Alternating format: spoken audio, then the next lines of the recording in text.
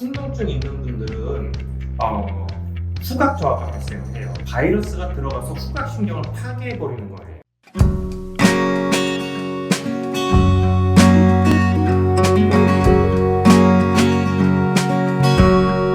안녕하십니까. 숨길을 열어주는 배성호 원장입니다. 오늘은 축농증 수술하는 경우를 좀 얘기해 드릴까 합니다.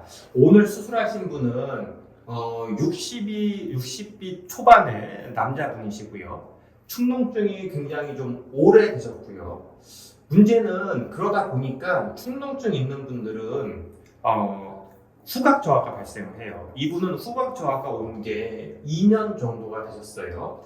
그리고 비염도 동반돼 있고요. 혈압도 좀 있으시고 비염이 있는데 또 강아지도 키우세요. 이런 분들이 참 많죠. 그래서 이런 분들에 대해서 우리가 수술하고 나서 어떤 경과가 있는지를 봅니다. 후각 저하를 갖다가 보게 되면요, 후각 저하가 생기는 이유는 크게 보면 두 가지예요. 첫 번째는 코로나처럼 바이러스가 들어가서 후각신경을 파괴해버리는 거예요. 즉 뇌가 있는데 우리 허리 신경은 하나인데요. 허리는 하나가 끊어지면 하반신 마비거든요. 후각은 수천 개의 다발이 코 위에 위치해 있어요. 그래서 감기 걸렸을 때 이게 다 망가지는 경우가 있고요. 일부만 망가지는 경우도 있어서 그렇게 되면 후각이 저하가 되죠. 아주 옛날에 예민하게 나타났는데 좀 덜 예민하게 맞는다 이런 경우가 있고요. 완전히 소실되는 경우가 있어요. 이 신경이 다 망가지거나 아니면 코가 꽉 막혀버리는 거예요. 축농증이 있을 때 냄새 분자가 못 올라갈 만큼 꽉 막히면 그러면은 후각이 망가지게 되거든요. 그러니까 의사가 할 수 있는 건 축농증 수술을 하게 되면 그 길을 뚫어주면 후각이 좋아질 수 있어요. 문제는 뭐냐면 빨리 뚫어야 돼요. 그걸 늦게 뚫으면 여기 신경이, 뇌에 있는 신경이 다 기능을 못하니까 퇴화돼 버려요. 그럼 그건 안 돌아오거든요. 그래서 이분도 제가 할 때 2년 됐다 그래서요, 후각이 완전 소실해서 후각에 대해서는 그랬어요. 수술은 책임지고 잘 해드리겠다. 하지만 후각이 신경이 남아있으면 좋아질 것이고 후각신경이 남아있지 않다면 그러면 후각이 돌아오지 않을 수 있다는 설명을 드리고선 수술을 진행을 했습니다. 우선은 사진을 먼저 보여드리겠습니다. 보시면 수술 전의 사진입니다. 자, 이분은 비염이 있는 분이에요. 그래서 보시면 항상 얘기하지만 콧구멍 폭이 좁아요. 그건 뭐예요? 숨 쉬는 게 원활하지 않고 코막힘을 동반하게 되고 많은 먼지가 코에 걸리게 되고 그러면 콧물 재채기로 가게 된다 그랬죠. 그래서 이거에 대해서 항상 제가 얘기했지만 이거는 수술로 인해서 구조적인 건 99% 해결됩니다. 이분은 작년 9월에 했어요. 거의 1년 정도 됐죠. 그래서 최근에 본 사진을 보게 되면 그 구멍이 뻥뻥 뚫려 있습니다. 솔직히 완전히 다른 사람 된 거거든요.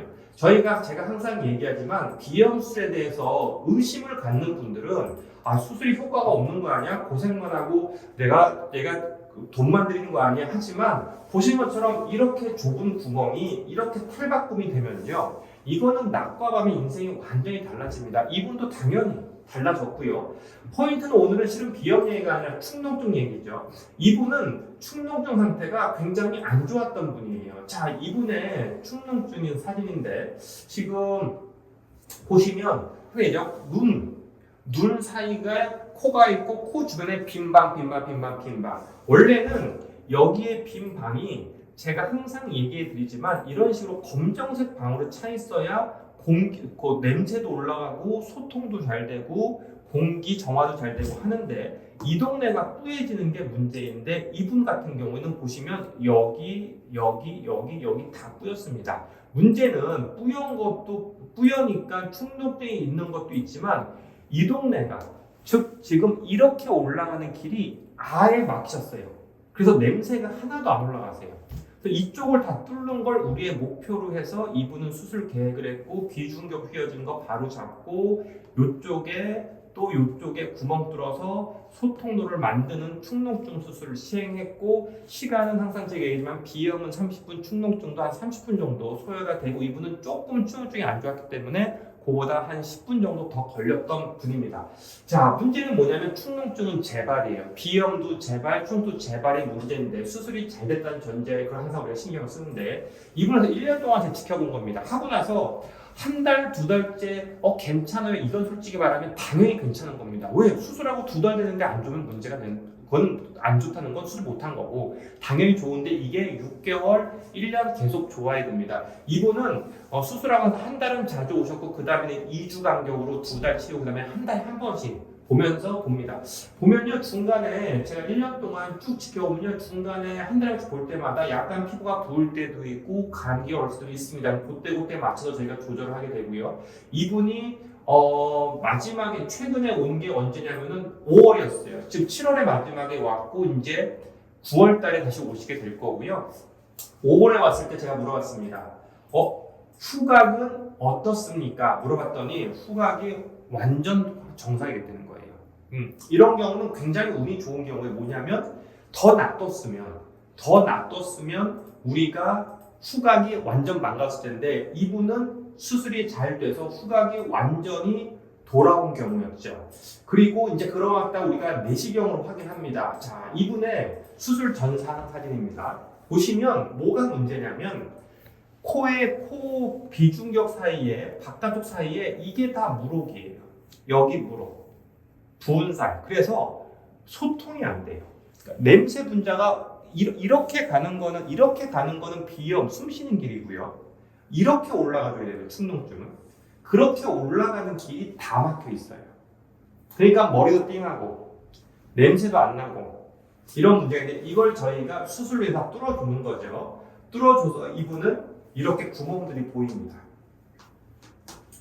이런 구멍들은 냄새 올라가는 거. 즉 이렇게 막혀있던 길을 이렇게 뚫어놓으면 이거는 세상이 달라집니다. 그래서 이분은 냄새가 저도 몰라요. 냄새가 이분이 반 좋아질지 100% 좋아질지 아니면 아예 안 좋아질지 모르는데 이분은 다행히 100% 호전이 됐다고 본인이 말씀하셨고 냄새 잘 맡으시고 그 다음에 소통이 잘 되니까 당연히 두통도 좋아지고 코의 불편감도 많이 해결돼.